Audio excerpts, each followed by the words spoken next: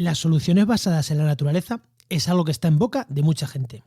Pero ¿realmente somos capaces de mirar lo que hacían nuestros antepasados hace 1000 años y que continúan haciendo para replicarlo, para ampliarlo y para que ese conocimiento no caiga en el olvido? Pero también para que esa solución siga funcionando a día de hoy.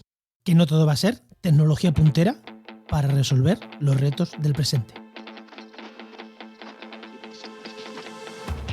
Comienza Actualidad y Empleo Ambiental, un podcast de Juan María Arenas y Enoc Martínez.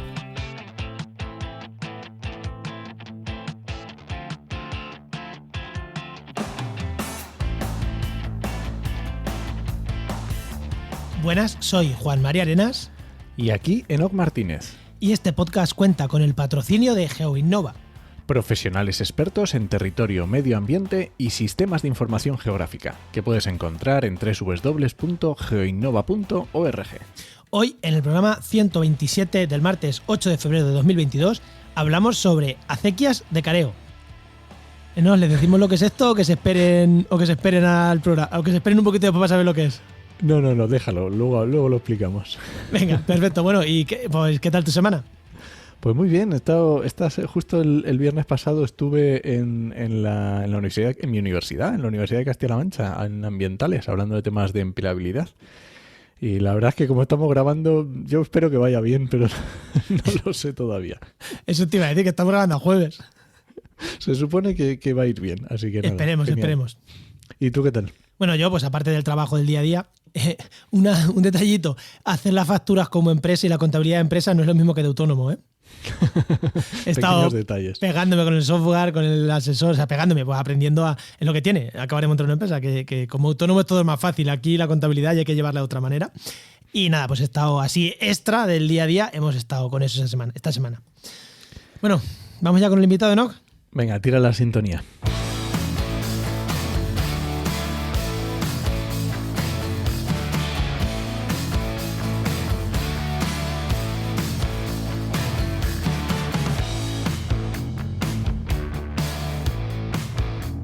Pues hoy tenemos con nosotros a Sergio Martos Rosillo, que es doctor geólogo e hidrogeólogo por la Universidad de Granada y ahora científico titular del Instituto Geológico y Minero de España, que pertenece al CSIC.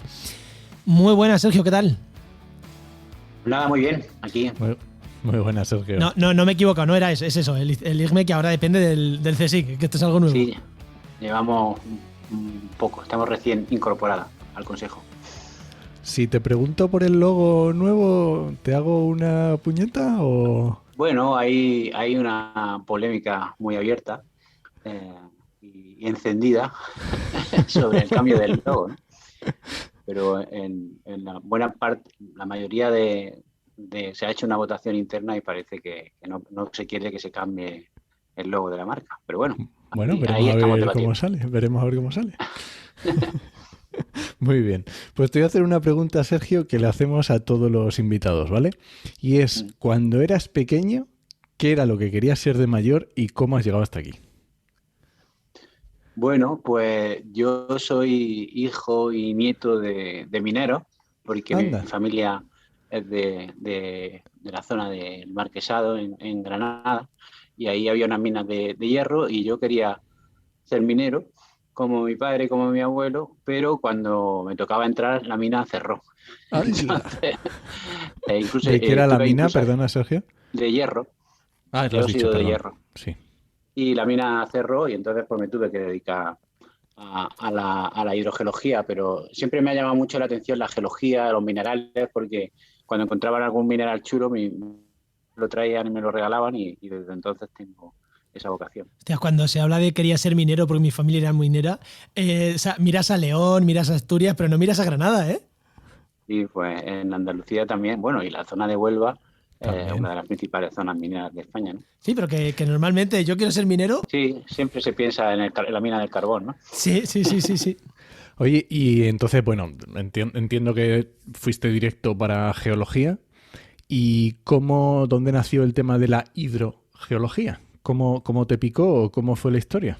Pues es curioso porque mis padres vivían en Barcelona y el piso de Barcelona era un piso de plataforma. Iba la gente allí, la familia, teníamos una habitación donde iba la familia y se iban quedando allí para buscar trabajo. Y entonces uno de mis tíos fue a buscar trabajo y le salieron 2 oportunidades. Uno de trabajar en la antigua Confederación Hidrográfica del Pirineo Oriental o trabajar en una funeraria. Entonces mi madre le dijo que si trabajaba en la funeraria se iba de la casa. Y empezó a trabajar con Emilio Custodio, que es el hidrogeólogo, uno de los hidrogeólogos más importantes de España.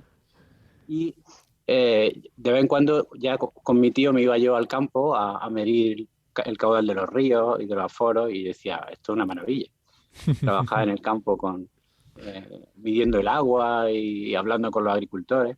Y por ahí también me gustaba bastante la hidrogeología. Yo iba de camino a trabajar en la mina, pero la mina cerró y la segunda opción era la hidrogeología, y por ahí tiré. Pero fue gracias a mi tío. Y una vez que entras ya en el camino de la hidrogeología, ya hay todo para adelante, investigación. No, al principio cuando terminé fui a trabajar, hice un máster en la Universidad Politécnica de Cataluña, que es un curso bastante reconocido de hidrogeología. Y después de terminar el curso empecé a trabajar en una empresa privada, en una consultora en la Comunidad Valenciana. Estuve allí casi 7 o 8 años trabajando en la empresa privada y luego decidí cambiarme al Instituto Geológico y Minero y desde entonces estoy ahí trabajando. Bueno, muy bien. Pues interesante esa gente, ¿no? Que pasáis. Yo creo que cuando haces un doctorado habiendo pasado por te dedicas a investigación, habiendo pasado por la experiencia del trabajo de la empresa, a mí me parece que se aporta muchísimo.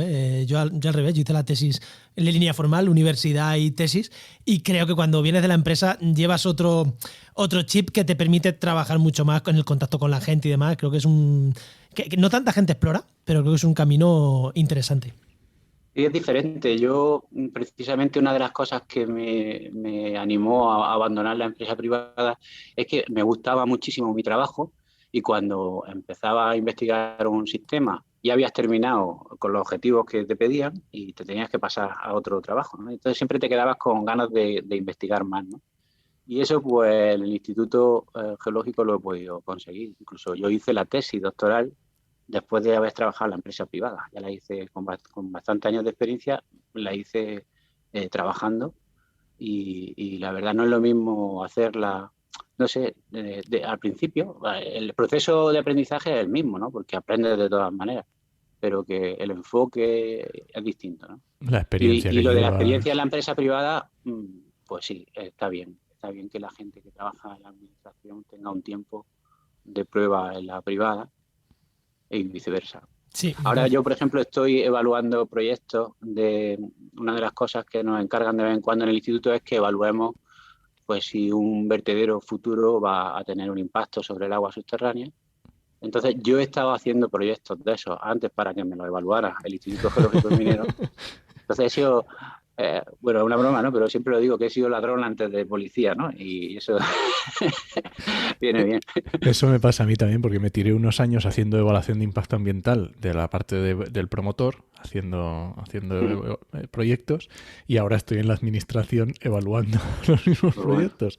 Así que sí. Es interesante esa visión. Bueno, Enoch, ¿pasamos con el tema o alguna pregunta más? No, vámonos, que ya tengo ganas de ver esto que es el careo. ¿Qué es esto del careo?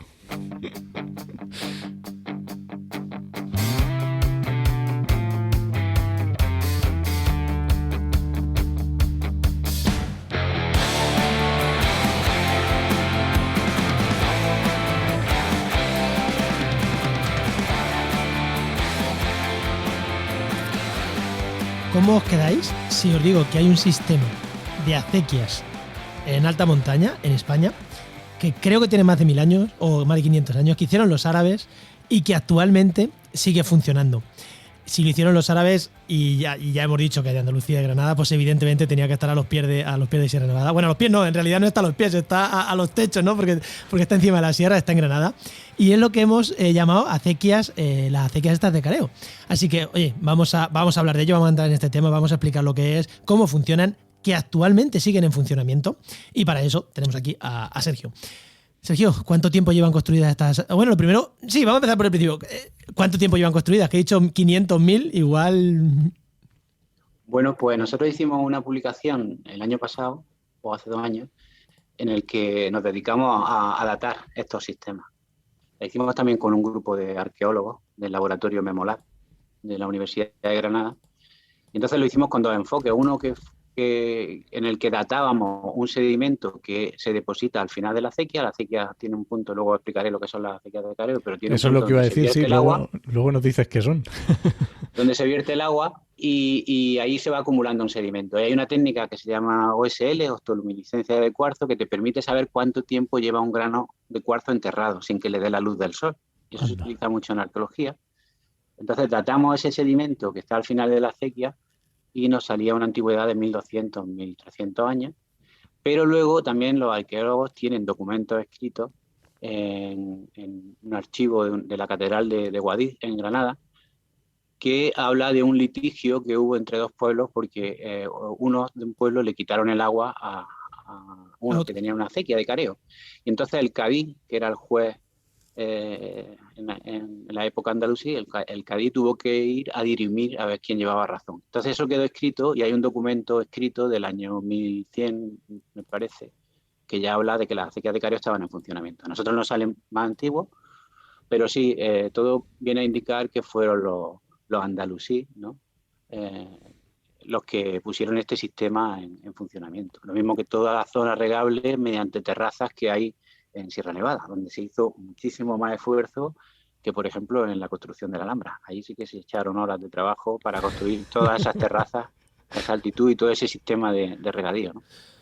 Venga, entonces, ¿qué son? Ya vamos a desvelar qué son las acequias de careo. Pues las acequias de careo son unas acequias, como las que todos conocemos, pero que no se usan para derivar el agua desde un punto y llevarla a una zona de regadío, sino que se utilizan para infiltrar el agua. Son acequias que salen de las partes altas de los ríos de Sierra Nevada y derivan el agua hacia las laderas. Algunas tienen hasta 10 kilómetros de longitud, otras son muy cortas, de 100 metros, de 50 metros. Y lo que hacen, y el único objetivo es el de infiltrar el agua, tanto a lo largo de su recorrido como en determinadas zonas concretas donde los habitantes locales saben que hay una mayor permeabilidad del terreno y ahí se vierten para que el agua se infiltre. El agua se infiltra y pasa a circular por un acuífero superficial que se desarrolla en la zona de alteración de las rocas que hay en superficie, y como el agua circula más lenta por el terreno, que a lo mejor tiene velocidades de 1 metro día o de medio metro al día, pues esa agua luego surge por manantiales, aunque están a distancias de 1 kilómetro, de 2 kilómetros, de 3 kilómetros, surge en verano. De forma que el agua que se hubiera ido por el río al mar, pues es retenida en la montaña. Ahí le llaman entretener el agua, ¿no? Es retenida en la montaña y hace que los manantiales y que el río lleve más caudal en verano, que es cuando luego se aprovechan las acequias que están más bajas para regadío y también para el abastecimiento de la población. O sea que es una forma de regular el agua sin la necesidad de hacer presas como hacemos ahora, sino aprovechando la menor velocidad de circulación del agua cuando se infiltra en el subsuelo.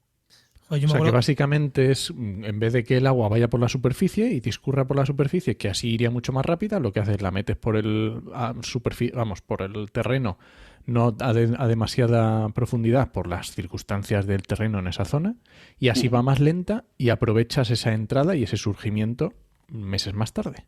Exactamente, luego surge agua abajo más tarde. Mira, el agua de un río puede tener una velocidad normalmente de media de 1 metro por segundo. Entonces, un día que tiene 86.400 segundos, pues implica que una gota de agua que va por un río hace al día de media 86 kilómetros si no se encuentra ningún obstáculo, ¿no? Entonces, Sierra Nevada tiene 80 kilómetros de longitud por 30 o 40 de ancho, el agua saldría rápido. Entonces, lo que tú consigues al infiltrarla es que surja meses después en tu misma cuenca hidrológica, ¿vale?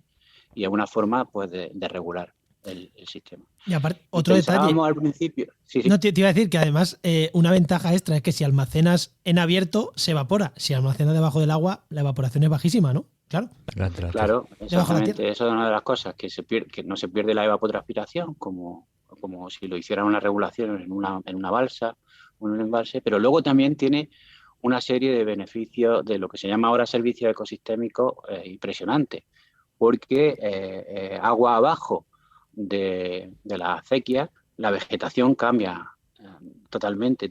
La gente que viene de fuera de España y le gusta tanto Sierra Nevada es porque es una cosa distinta, ¿no? Montañas como los Pirineos, como los Andes, hay más en Europa, ¿no? Pero cuando vienen y ven una montaña árida en la que por debajo de una determinada cota el paisaje cambia y se ven terrazas de cultivo con bosques de ribera, con castaños, con robledales, con otro tipo de especies, pues se quedan alucinados, ¿no? Dicen, ¿cómo se puede, en una sierra, en una montaña que es semiárida, cómo se puede conseguir este vergel, ¿no?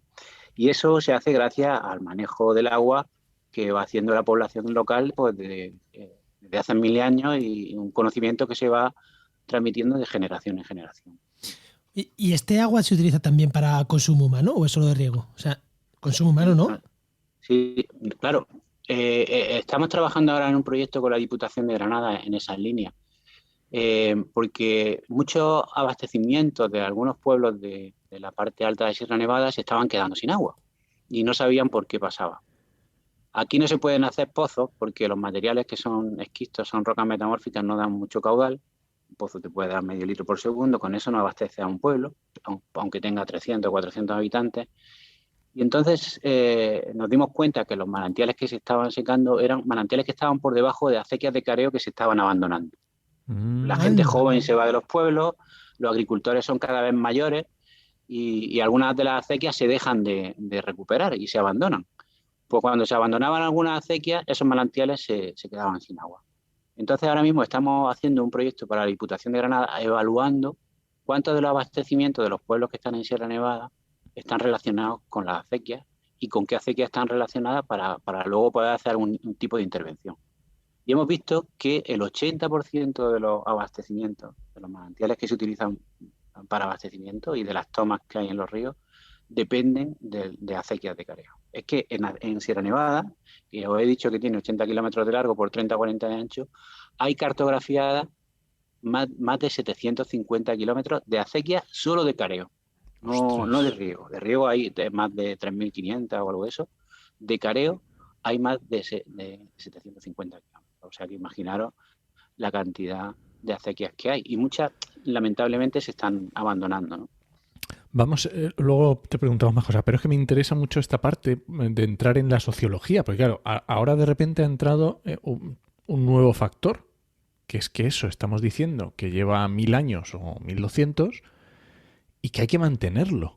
O sea, esto quiere decir que ha habido un boca a boca oreja, que ha ido pasando tradiciones durante todos esos siglos para mantener esto, porque yo en mi cabeza puedes decir, bueno, pues las acequias están ahí y ahí están. No, esto hay que mantenerlo. Y acabas de decir un porrón de kilómetros que hay que mantener. Uh-huh. ¿Cómo han vivido esto la gente de allí? Porque imagino que, no sé.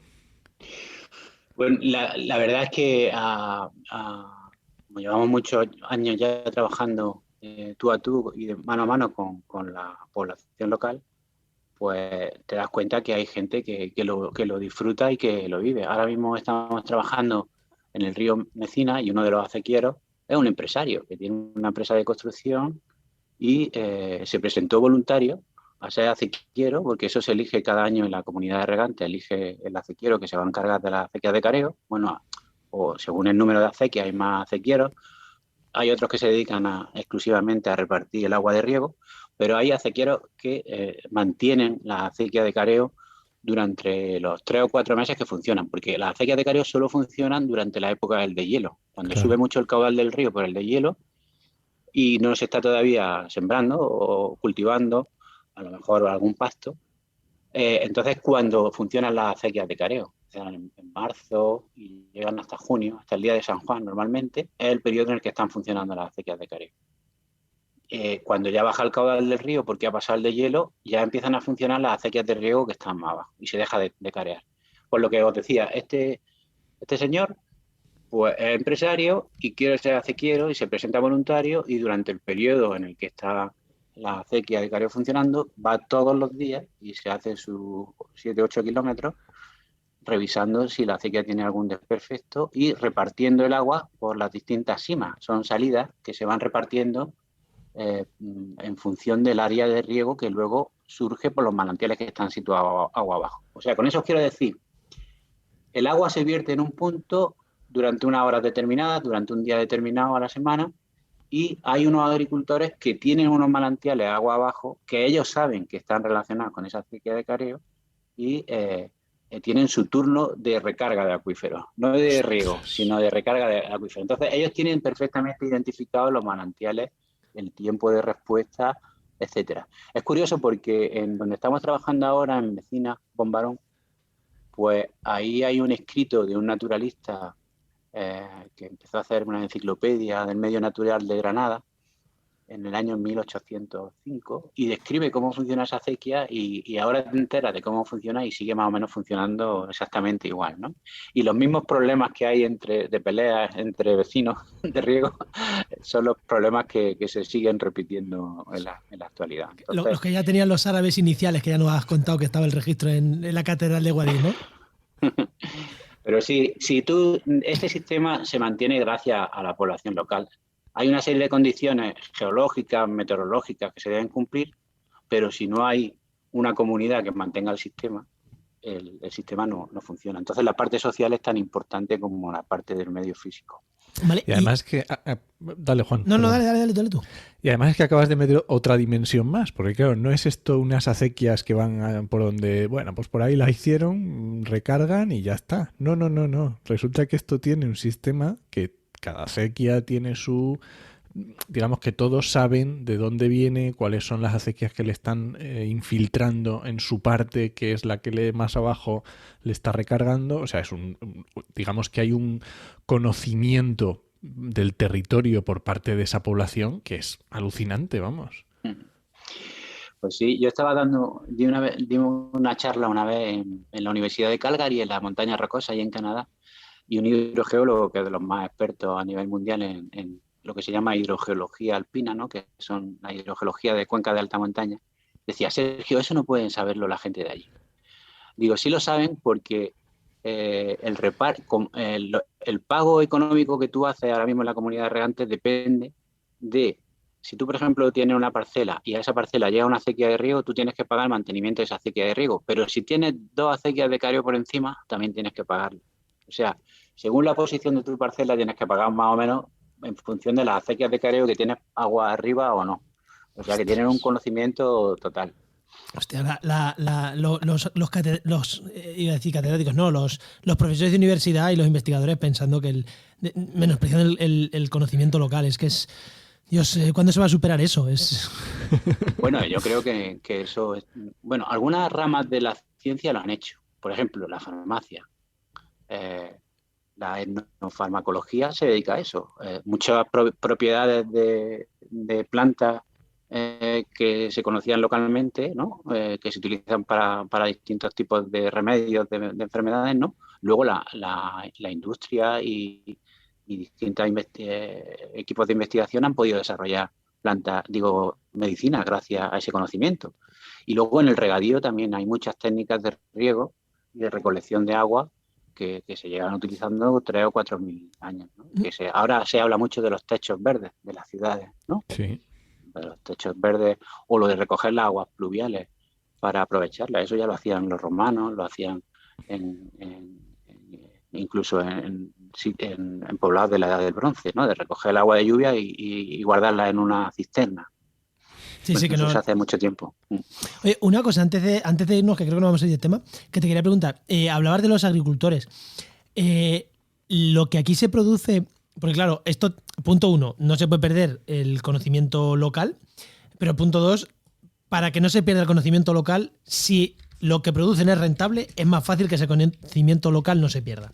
Los agricultores que están aprovechando estas aguas de estas acequias de careo, estos manantiales, aguas más abajo, es el típico agricultor, rollo mi abuelo, rollo mi padre, que tiene su pequeña huerta de autoconsumo para sus patatas y sus 4 tomates, ¿O es un producto que tiene salida? Hombre, entiendo que no tiene la salida de la huerta de Murcia, ¿no? De invernadero. Pero ¿tiene salida y tiene rentabilidad económica el producto de estas huertas? Bueno, ahora mismo hay un dilema importante en Sierra Nevada y está por ahí, por el tema que tú planteas.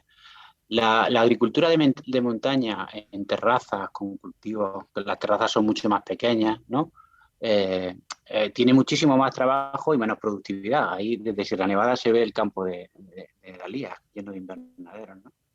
Y entonces la productividad que tiene un invernadero, la calidad también que produce un tomate de Sierra Nevada o una judía verde de Sierra Nevada. Lo mismo se meten conmigo lo de los invernaderos, pero bueno, no es lo mismo, ¿no? Entonces, ahora mismo se está viendo un boom del cultivo de la judía verde y del tomate cherry en Sierra Nevada porque como sale muy tardío, tiene buena venta y buena salida comercial, ¿vale? Entonces, hay agricultores jóvenes que están yendo por ese derrotero, ¿no? De cultivar el tomate y la judía. Hay también mucho regadío tradicional. Entonces, ahora mismo está el dilema de encontrar un sistema que sea productivo y que no sea subir el modo de agricultura intensiva de la zona esta que te estaba diciendo, subirlo a Sierra Nevada. Entonces hay que buscar un equilibrio entre las dos cuestiones. Porque, por ejemplo, si tú impermeabilizas las balsas de riego, impermeabilizas las acequias con plástico y pones riego por goteo, también pierde la función ecológica que tiene el regadío tradicional, que eso no de eso no hemos hablado, pero si el regadío, ahora hemos hecho un trabajo también con la acequia de Busquistar, que está en Treveles, y esa acequia, además de suministrar agua para regadío, resulta que en su camino infiltra una buena parte de agua que no está revestida ni impermeabilizada, y eso hace que haya robles, que haya castaños que viven gracias a ese agua. Una parte del agua que se infiltra luego sale por el río en verano y contribuye a que el caudal ecológico del río sea mayor. Pero es que cuando riegas pasa lo mismo. Cuando tú riegas con un regadío tradicional a manta, un 50 o un 60% del agua retorna al río. Y todos los bosques de ribera que hay en los barrancos que cruzan la zona regable, pues están llenos de vegetación, ¿no? Que también aumenta la biodiversidad. Entonces, ese tipo de agricultura no es rentable a lo mejor desde el punto de vista económico, pero luego genera otra serie de servicios ecosistémicos como esos que os estoy diciendo, que deberían de ser remunerados a los agricultores, porque realmente todo el gasto ahora mismo lo tiene el agricultor, todo el gasto, el esfuerzo lo hace la comunidad de regantes, pero luego los beneficios los disfrutamos los demás, ¿no? Los disfrutamos los que vamos a Sierra Nevada o los disfrutamos los que utilizamos el agua que baja de Sierra Nevada, que Sierra Nevada es el pulmón hídrico de todo el sureste peninsular. O sea, ahí se retiene el agua en forma de nieve, se infiltra en los acuíferos y luego sale con un retraso, y ese es el agua que utilizamos en Granada, en Almería y en otras zonas. Oye, entonces, no, termina, Sergio. No, que eso, que hay, todo el esfuerzo de mantenimiento está recayendo en los agricultores, pero los beneficios son para los demás. Entonces, ahí sí que estamos haciendo un esfuerzo para que la administración, tanto el Espacio Natural de Sierra Nevada, que es consciente, o como las confederaciones, las demarcaciones hidrográficas, o la propia diputación en las que prestan los servicios de abastecimiento. Hay muchos pueblos que ya están pagando el 50% o el 60% de los gastos de una comunidad de regantes, porque saben que si las acequias se abandonan, ellos se quedan sin agua, ¿no? El pueblo se queda sin agua. Sí, es muy importante el tema de servicios ecosistémicos y cómo valorarlos económicamente, lo hemos hablado en algún programa, es muy, muy interesante. Quería, ahora que has contado esto también, que lo has vuelto a decir, solo para terminar este tema, para ir cerrando, esto porque tiene ahora un salto muy interesante, que nos cuentes, porque has dicho varias veces que entra el agua en un determinado punto y X tiempo después sale por otro lado. ¿Cómo vosotros, hidrogeólogos, sois capaces de saber que esta gota de agua que entró en noviembre es la que está saliendo en junio por este otro sitio? ¿O ¿Cómo se consigue eso? Porque he visto incluso que teníais trabajos en el Pirineo. ¿Cómo se hace eso? Vale, mira, hay cosas sorprendentes, ¿no? Nosotros, el agua cuando llueve en una zona de montaña va cambiando su composición isotópica, ¿vale? Las moléculas que tienen isótopos de oxígeno 18 y de deuterio, que son más pesadas, conforme va lloviendo en altura, van cayendo las primeras, de forma que la composición isotópica del agua cambia con la altura. Ostras. Entonces, nosotros, si hacemos un muestreo del agua de lluvia a distintas altitudes, o incluso muestreando la nieve, cuando nieva nosotros nos subimos para arriba y vamos tomando muestras cada ciertos metros de desnivel, hacemos la curva isotópica de esa cuenca hidrológica. Y luego muestreamos los manantiales y sabemos a qué altura ha caído la gota. El agua que se ha infiltrado sabemos a la altura a la que ha caído, ¿vale? Pues podemos saber que el agua que está saliendo por el manantial que está a 1100 metros, se ha infiltrado a 2000. Entonces, las acequias de careo lo que hacen es que perturban eso, porque una acequia de careo capta el agua a lo mejor a 2300 metros y se la lleva a 1000 metros y la infiltra ahí. Y los manantiales que salen abajo tienen una señal isotópica que no es normal, es anómala. Y es anómala porque es el agua que ha infiltrado la acequia. Eso es una de las formas. Luego también utilizamos trazadores fluorescentes, ¿no? Como la eosina, no sé si lo habéis visto, que a veces se pone el agua de color verde cuando se hacen pruebas en zonas cársticas, ¿no? En espeleología, que se tiñe el agua de un color y luego se va muestreando en manantiales para ver si sale el agua. Pues ese tipo de colorantes, de trazadores artificiales, lo utilizamos también. Echamos ese trazador en varias acequias y luego vamos muestreando o ponemos un aparato que se llama un fluorímetro, para que lo vaya viendo, claro. Nos permite saber el tiempo de llegada y la concentración. Entonces podemos saber también los tiempos de llegada. Y luego también hay otros métodos que son los que hemos aplicado en el Pirineo, en los que, viendo cómo varía secuencialmente con el tiempo la composición isotópica del agua de lluvia y cómo varía esa composición isotópica en el tiempo en el agua de un manantial, podemos hacer estimaciones del tiempo de residencia, o sea, del tiempo que el agua está desde que se infiltra hasta que sale. Hay otra cosa también muy curiosa que le gusta mucho a los alumnos cuando lo cuento, que es lo del tritio. El tritio es un elemento radioactivo que hay en la atmósfera, que empezó a liberarse mucha cantidad cuando se hicieron las primeras pruebas nucleares en los años 50 y 60 del siglo pasado. Y desde entonces, pues hay una concentración en la atmósfera. Y entonces nosotros podemos muestrear el agua y saber también el año en que se infiltró. Y cuando descubrieron esto, para saber las concentraciones de tritio que había antiguamente, lo que se hizo fue recurrir a botellas de vino. O sea que el del laboratorio estuvo probando buenos vinos para sacar la curva isotópica, la curva de tritio, ¿no? en la atmósfera. O sea que hay muchísimas técnicas. También se utilizan ahora los CFC en la atmósfera, porque también hay un año en el que empiezan a emitirse. Ah, claro, y lo se pueden también utilizar para saber si un agua se ha infiltrado antes o después de eso. Joder, o sea, utilizando los contaminantes, ¿no? Pero en este caso serían para agua ya a largo plazo. O sea, cuando hablamos de aguas en Sierra Nevada, lo que hablamos son de meses, ¿no? Desde que entra hasta que sale son meses lo que tarda, hemos dicho.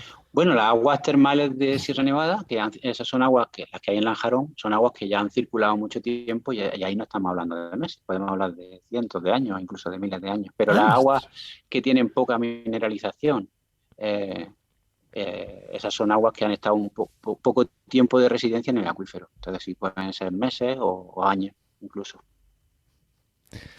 Qué bueno. Oye, y hemos tocado ya el tema de toda la infiltración que estamos hablando, y esto no deja de ser una recarga de acuífero, que es un término, yo creo, que en los últimos años se está empezando a escuchar más.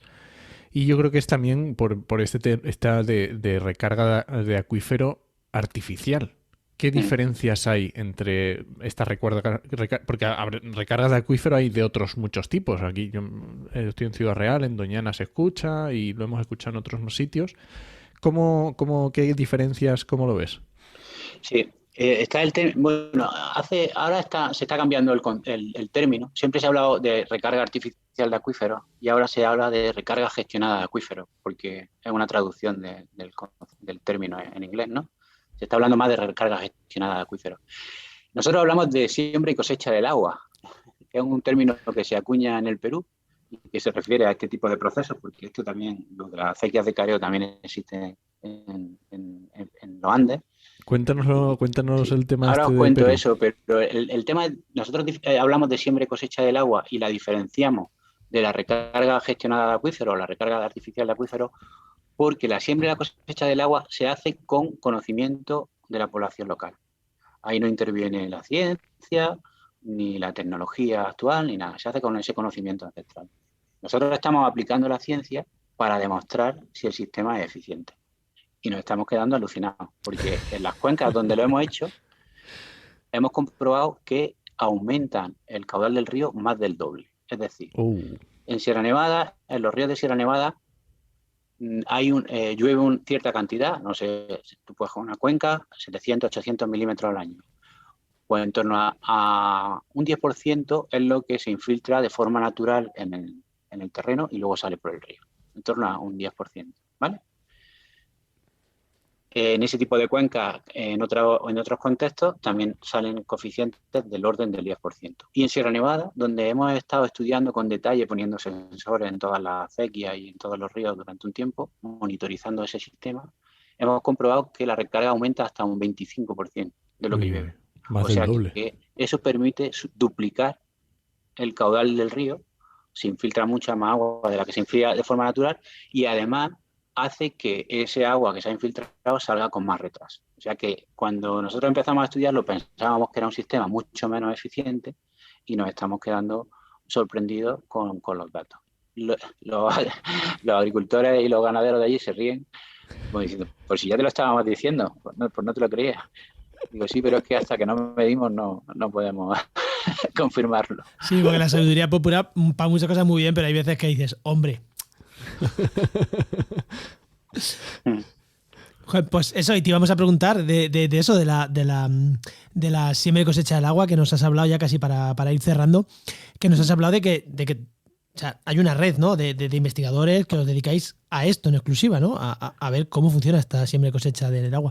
A mí la verdad que es un tema que me encanta porque una de mis primeras aproximaciones a la ciencia, a la restauración de ecosistemas, tenía que ver con una recarga de acuífero en Perú, con una investigación que estaban llevando en la Universidad Complutense, el gran Luis Balaguer, y su equipo, y era de esto, era de recarga de acuíferos que bueno, o sea, no sabían por qué estaban dejando de tener agua, y era porque los árboles que hacían de pantalla natural para captar las nieblas se estaban desapareciendo porque lo habían llevado los incas y ya se estaban muriendo. Y la verdad que era un tema que me apasionaba, o sea, que me pareció súper chulo. Y ahora cuando me has contado tú esto, digo, joder, me has recordado mucho porque me lo has contado antes, a eso. Entonces, y además también en Perú y demás. Así que cuéntanos un poco qué es eso de la red de siembra y cosecha del agua y por qué viene y por qué el nombre y eso. Y cuéntanos un poquito.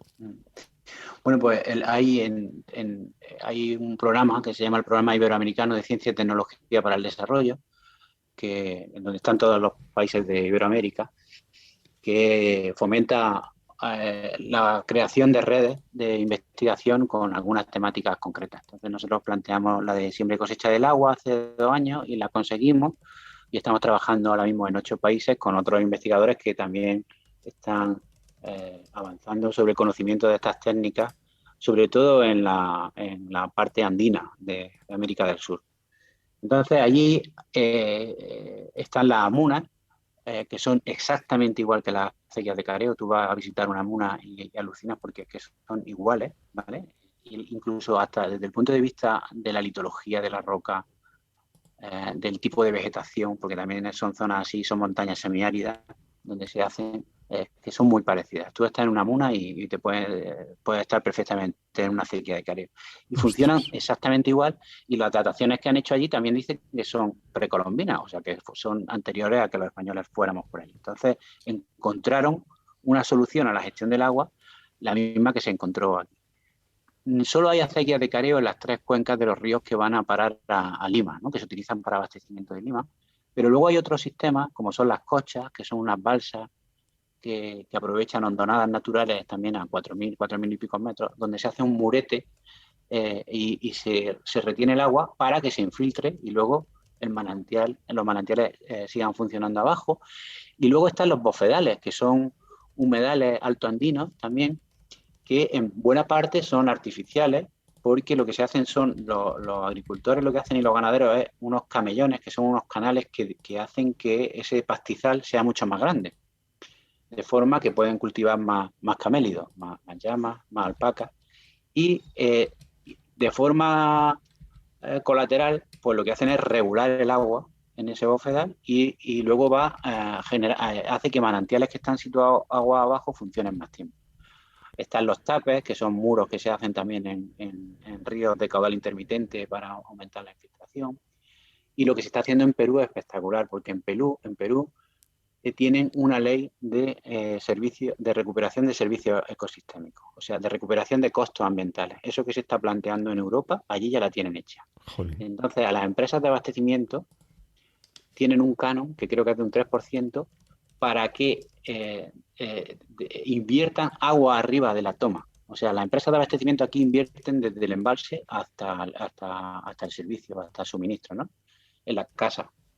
Aquí se tiene que invertir agua arriba. Si hay que repoblar una zona porque hay mucha erosión, pues parte de ese dinero se invierte en repoblar. Si hay que hacer acequias de careo o amunas, se hacen acequias de careo o infraestructura verde para regular el sistema. O sea que eso, que ahora se llama soluciones basadas en la naturaleza para la gestión del agua, se está aplicando ya ahí, con un canon, con una ley de recuperación de servicio ecosistémico. Entonces, estamos aprendiendo mucho en esa línea y estamos aprendiendo mucho de las distintas formas de infiltración que hay en toda América Latina. Ahora mismo hemos lanzado nosotros un proyecto porque resulta que aquí en España hay otros sistemas, por ejemplo en la zona de la Valduerna, en el río Pez, que son las zayas, que son unas acequias que derivan agua del río de la Valduerna, del río al río Peces y ¿Dónde que también está? infiltra.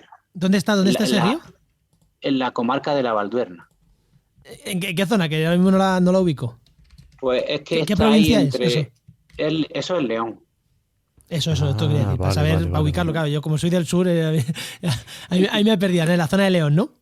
Por León. Sí, pero luego también hay algunas acequias parecidas a las acequias de careo en Guadarrama, que están ahí sin investigar, en Gredos también. Entonces queremos recopilar esa información que está ahí dispersa para saber si son sistemas de siembra y cosecha del agua que están abandonados aquí en España, ¿no?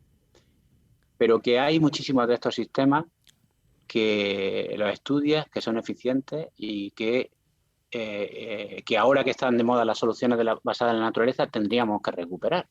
Porque es que, como pasa con las acequias de careo, es que te permiten duplicar el caudal del río y no vienen aquí, no tenemos que enfrentarnos a las presas ni nada de eso, sino que pueden complementar la labor que hacen las presas que ya están construidas. En España, que somos el país que tiene más presas por número de habitantes del mundo, me parece, pues las presas se hicieron donde tenían que hacerse. Están bien ubicadas, están bien diseñadas, porque algunas tienen ya más de 100 años y siguen funcionando, pero se están rellenando de sedimento. Claro. Y están llegando al final de su vida útil. Entonces tenemos que ir pensando en nuevos sistemas que complementen a esto. Y una acequia de careo no necesita microchips de China, no necesita traer hormigón ni una cantera de fuera, ni placas solares, ni nada. Funciona con la gravedad, con material local y ya está. Entonces, si un sistema funciona así, sin tener que hacer mayor inversión, ¿qué más queremos? Vamos a recuperarlo, ¿no? Exactamente, ¿qué más queremos? A mí la verdad que me está dejando alucinando. El tema de hoy estoy alucinando y me encanta. Y nada, tendremos que investigar más de este tema, ¿no? Porque, sí, igual tenemos que llamar a alguien de algún peruano para que nos cuente a ver cómo hacen por allí. Pues hay gente, hay buenos investigadores, también hay investigadores del Imperial College de Londres que están trabajando también con nosotros en la red y que también están sorprendidos, ¿no? De cuando se han puesto a medir han dicho, pues si esto funciona y no hay que gastarse tanto dinero, no hay que gastar energía, ¿no? Hay que ir a buscar soluciones de este tipo, que, pues sí, que no necesiten explotar minas no sé dónde, que no necesiten transportar material desde largas distancias y que luego, encima de generarte la regulación hídrica, que es lo que vas buscando tú, regular el agua, es que encima te están prestando otro servicio ecosistémico. Muchos de los robledales que hay en Sierra Nevada están por debajo de las acequias de Caribe. O sea, muchos de estos que son emblemáticos, pues resulta que están asociados o que son medio artificiales, ¿no? Porque la mano del hombre ha intervenido. Y muchos de los borreguiles, que son los pastizales estos de alta montaña de Sierra Nevada, que tienen algunas plantas endémicas, pues también son más grandes o tienen un tamaño más grande porque un pastor ha hecho una acequia de careo para aumentar la superficie y tener más pasto. O sea, que ese tipo de cuestiones son sorprendentes, sí. Muy interesante, sí, es muy interesante, es muy interesante. Bueno, Sergio, que ya te hemos quitado mucho tiempo. Para ir terminando, ¿algo que quieras recomendar a la gente? ¿Dónde te puedes seguir? ¿Has escrito algún libro? No sé. ¿Algo que quieras recomendar a los que nos estén escuchando? Bueno, tenemos la red de siembra y cosecha del agua, que si ponéis red SICA en las iniciales SYCA, se puede acceder a las actividades. Vamos colgando vídeos de los congresos que hacemos, vídeos divulgativos que también vamos haciendo para niños. Algún programa nos han hecho, lo del escarabajo verde, hicieron un programa muy chulo que os recomiendo que veáis, que se llama Sembrando Agua, que va específico sobre las acequias de careo. Y luego también lo vamos moviendo todo con las redes sociales de nuestras compañeras, en este caso del Instituto Geológico y Minero, que van colgando en las redes cada vez que hacemos algún avance o alguna nueva publicación.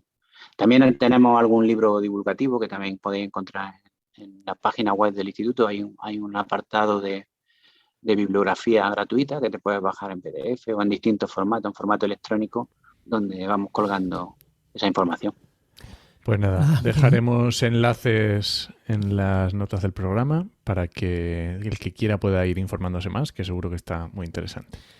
Bueno, muchísimas gracias, Sergio. La verdad que es un tema apasionante, a mí me ha encantado. Y muchas gracias a nuestro oyente, Stefan Nolte, ¿no? Si no me equivoco, que fue el que nos dijo, oye, sí, este tema tenéis que tratarlo. Oyente y que ha pasado por aquí también, de Stefan Nolte, que ahora se me ha olvidado cómo es en Twitter.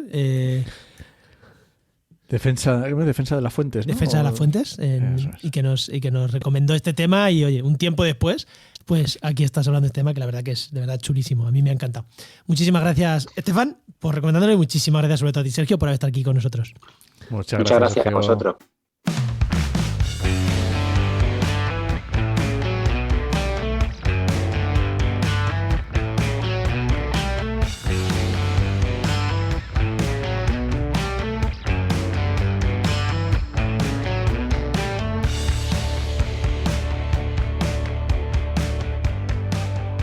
Bueno, ya vamos llegando al final del programa, pero no podemos irnos sin tener por aquí a la sección de nuestro amigo Luis Quesada, director de Heinova. Muy buenas, Luis, ¿qué tal? Muy buenas, ¿qué tal? ¿Cómo estamos? Muy buenas, Luis. Muy bien. Hola, ¿no? Bueno, ¿de qué vamos a hablar hoy? Pues yo tengo puesto aquí un poco de vigilancia ambiental. Esto suena a pajaritos, ¿no? A contar pajaritos. En parques eólicos. A contar pajaritos en parques eólicos. Es eso, ¿no, Luis? Ya nos podemos ir. Venga, va, pues cerramos ya la misión. No, hombre, no, hay mucho más. Tú date cuenta, pensar solo una cosa. En cada estudio de impacto ambiental hay un punto específico en el que tienes que elaborar un plan de vigilancia ambiental. En todos los estudios de impacto ambiental. En todos los estudios de impacto ambiental. No solo en los parques eólicos. Y no solo en los parques eólicos. A ver, vamos a decir una cosa. Los estudios de impacto ambiental, los planes de vigilancia ambiental han sido aquellas cosas que nadie ha hecho durante muchísimo tiempo, pero que en estos momentos, con todo el tema de las renovables y todo lo que está saliendo, ¿vale? Y el dinero también que hay detrás, también hay que decirlo, porque al final un seguimiento ambiental cuesta dinero, claro. Que no está dispuesto o no casi nunca ha estado dispuesto a admitir o asumir el promotor después de haber hecho la instalación, la construcción del proyecto. Pues en esos momentos las renovables pues se les hace un seguimiento mucho más bajo escrutinio, ¿vale? Es decir, que lo están cumpliendo porque, van a tope con ellas, ¿vale? Pero sí que es cierto que, oye, ¿cuántos estudios de impacto ambiental hay para todo tipo de actividades que después no se hace correctamente o es de forma inexistente la vigilancia ambiental? Pues la mayoría. La mayoría de la mayoría. Además, de hecho, cuando lo haces muchas veces, fijaros que es posible que te lean el informe que emites básicamente porque la administración dice, coñis. ¿Ha entrado uno? Ha entrado un informe de vigilancia ambiental. El Panolis este que lo ha hecho, ¿quién será? Bueno, pero entonces, ¿qué son? Porque si ya sabemos que son unicornios, pero una vez que ya los has cogido, ¿qué son los planes de vigilancia ambiental? A ver, cada vez la gente se conciencia más, ¿vale? De esto también es cierto, ¿vale? Bueno, pues en realidad estos programas o estos planes de vigilancia ambiental lo que hacen es establecer un sistema que garantice el cumplimiento de las medidas escritas en el estudio de impacto ambiental y en las resoluciones de declaraciones de impacto ambiental, ¿vale? A partir de ahí se hace un informe previo, cuando haces, por ejemplo, el informe de replanteo, en el que tú pues sales al campo, haces todas las visitas, ves lo que se va a instalar ahí, cómo está el terreno donde se va a hacer la actividad antes, haces una elaboración y haces una comparación también de realmente si en el plan de vigilancia ambiental que has hecho previo al estudio de impacto ambiental, tienes que compararlo y hacer un refundido, digamos, de aquellas cuestiones que se quedan fijadas a partir de la guía. Es decir, claro. En la guía te dicen, oye, deberás de tener en cuenta también todas estas cuestiones en tu vigilancia ambiental. Bueno, entonces tú tienes que hacer ese refundido y haces una revisión de todo. La guía, que es la declaración de impacto ambiental, que te las dan, o sea, que te la dan antes del proyecto y ya con eso abres, empiezas a trabajar y te pone una vigilancia ambiental, que es lo que estás diciendo que en muchos proyectos no se hace, pero que se debería hacer siempre. Efectivamente. Tú ahí lo que vas a hacer es, pues con la vigilancia ambiental, digamos que hay dos fases. Evidentemente la que haces en obras, ¿vale? Y después la que haces en la fase de explotación. Pues intenta siempre cuando están las obras hacer la detección de corregir desviaciones respecto al origen o lo que es presumiblemente aceptable dentro de los indicadores que tú has preestablecido anteriormente en tu estudio de impacto ambiental, hacer ese seguimiento de cómo se desarrollan todos esos indicadores y además si en el caso de que hay, por ejemplo, cualquier tipo de vertido, cualquier tipo de caso especial, ¿no? Efectivamente, tú tienes que hacer un informe, digamos, especial. Cosa imprevista, por ese evento que se ha producido, ¿vale? Pero es muy importante, tanto en obra como después en explotación. En obra es muy importante porque, claro, ahí es cuando más impacto, una de las cosas que más impacto se pueden desarrollar a la hora de hacer las obras, ¿vale? Efectivamente. Pero, si ya son raros los que están en obra, que para obras grandes sí se hacen, obviamente cuando haces infraestructuras, carteras, siempre va a haber ahí un director ambiental que lleva toda la parte de vigilancia, el DAO, ¿vale? Pero después a lo mejor ya en la fase de explotación es más complicado todavía encontrarlo, ¿vale? A lo mejor en grandes infraestructuras que llevan grandes proyectos, que llevan grandes licitaciones, sí que se hacen porque están ahí, ¿vale? Grandes empresas. Pero para proyectos más pequeñitos, sí ya es difícil la primera, la en fase de obras, en la explotación es todavía más complicada, efectivamente. ¿Y qué tipo de impactos se suelen ver en estos tipos de planes? ¿O qué es lo típico? Porque claro, en obra sí que a lo mejor nos hacemos un poco más a la idea, eso, lo que dices tú, pues un vertido o alguien se ha equivocado y ha hecho algo que no debería y tienes que restaurar esa zona o lo que sea. Pero cuando ya está en explotación de un proyecto, ¿qué tipo de impactos se suelen ver o se suelen controlar? Bueno, a ver, tú date cuenta que al final lo que vas a trabajar son medidas, o sea, vas a hacer el seguimiento sobre diferentes tipos de variables, ¿no? Es decir, pues vas a trabajar medidas sobre el suelo, ¿vale? Pues vas a comprobar, por ejemplo, que no se producen pues fenómenos erosivos derivados de la implantación del proyecto. Pues depende, si tú has hecho un proyecto, pues vas a revisar que evidentemente pues eso no ha producido posteriormente, ¿vale? Porque al principio no lo puedes ver, pero a la larga que eso ha producido fenómenos erosivos, por ejemplo, porque haya muchos vientos a barlovento, porque la geología sea X, ¿vale? Y pueda producir esos fenómenos erosivos. En temas de drenaje, en temas de, pues no sé, en temas pesticidas, como se ha utilizado de la vegetación. Es decir, hay muchas muchas cosas relacionadas con el suelo, con la atmósfera, por ejemplo, los niveles acústicos, si siguen cumpliendo, temas de aguas, ¿vale? Pues, por ejemplo, pues que no sé, el tema de los herbicidas para el tema de las vegetaciones, o el tema de los vehículos y las maquinarias, pues porque haya vertidos que os he comentado antes. Que vamos, que al final digamos que el objetivo es detectar estas desviaciones y poner una solución, ¿no? Efectivamente, tú, por ejemplo, si para temas de conservación de la biodiversidad, por ejemplo, pues ya puedes comprobar el correcto estado y funcionalidad de medidas de propuestas que hayas trabajado pues para la creación de hábitats o para la recuperación de esos hábitats o para, no sé, pues para garantizar la conexión entre diferentes hábitats.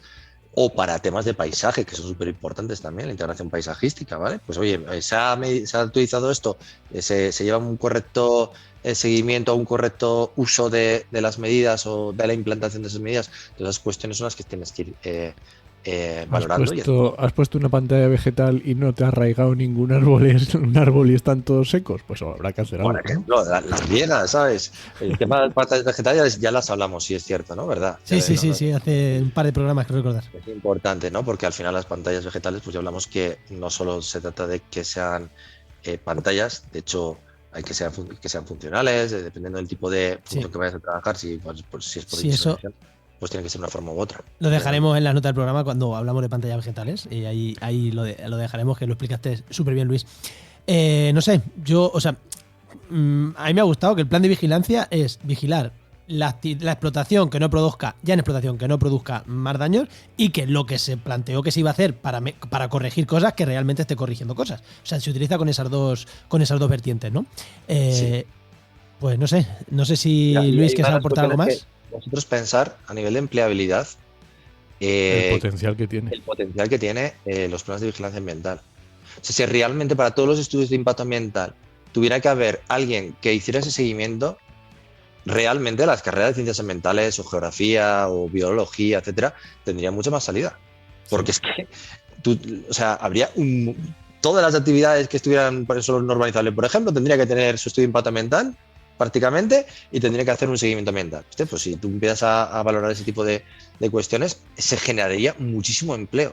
Y no con cosas aplicando la ley. O sea, la ley dice que tiene que haber estudio previo, día y vigilancia. Si no la hay, pues el estudio previo se hace siempre, pero la vigilancia no. Pues que la administración aplique la ley. Es que te ha servido como eso.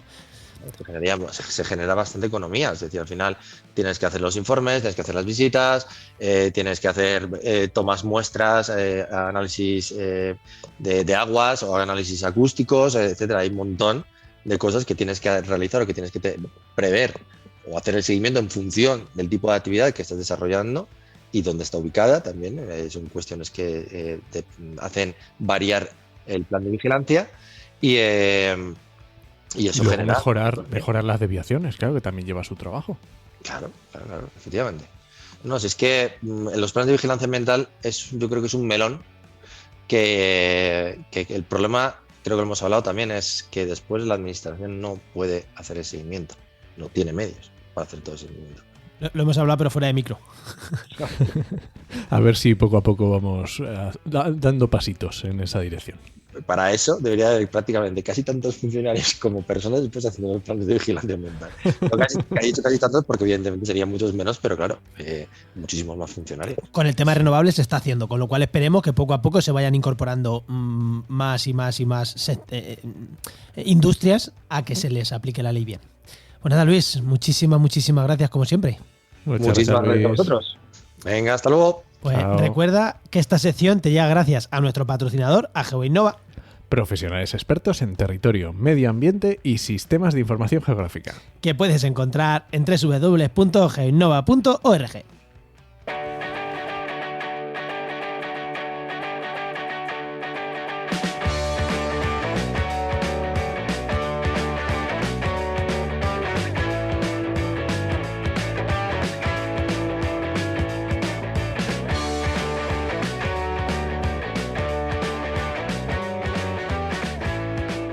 ¿Nos vamos o qué? Bueno, yo creo que sí, ¿no? Pero antes la recomendación. Bueno, venga, ¿qué me recomiendas? Voy a recomendar un podcast que yo creo que ya lo había recomendado, pero bueno, por si acaso lo repito. Es un podcast que se llama De Ignorancia sí que sé. Y es un podcast que normalmente trata sobre cómo enseñar la ciencia en secundaria, en los institutos. Y es muy interesante porque hablan, diferentes materias y formas de cómo hacerlo, diferentes aspectos, pero es que en la última han hablado sobre si simplificar es mentir, porque esto también es muy análogo y pasa mucho en divulgación. Claro, ¿hasta qué punto cuando simplificas algo lo explicas? Las simplificaciones que estás haciendo son factibles o te estás pasando y estás diciendo ya cosas que a lo mejor hay que verlo cómo se hace. Pues, oye, es interesante. Bueno, pues nada, nos vamos, ¿no? Venga, vámonos. Venga, este podcast pertenece a la red de podcast Podcastidae, la red de podcast de ciencia, medio ambiente y naturaleza. Y muchísimas gracias por compartir el programa, muchísimas gracias por las estrellitas. Oye, no decimos nunca eso de que si nos escuchan en Apple o en Spotify o tal y pueden dar estrellitas que le den, ¿no? Eso no... Ahí ponen estrellitas, sí, y comentarios incluso. Así, oye, que todo eso que lo hagáis, oye, lo agradecemos, que eso siempre se agradece. Pero sobre todo donde nosotros estamos más a gusto, ¿no? Que es en las redes sociales, ahí que a nosotros nos gusta la jarana de Twitter, incluso de LinkedIn, y que entren ahí a comentar, pues nos gusta, ¿no? Pues sí, se agradece un montón. Muchas gracias. Os esperamos en el siguiente programa de actualidad y empleo ambiental. Nos escuchamos. Adiós.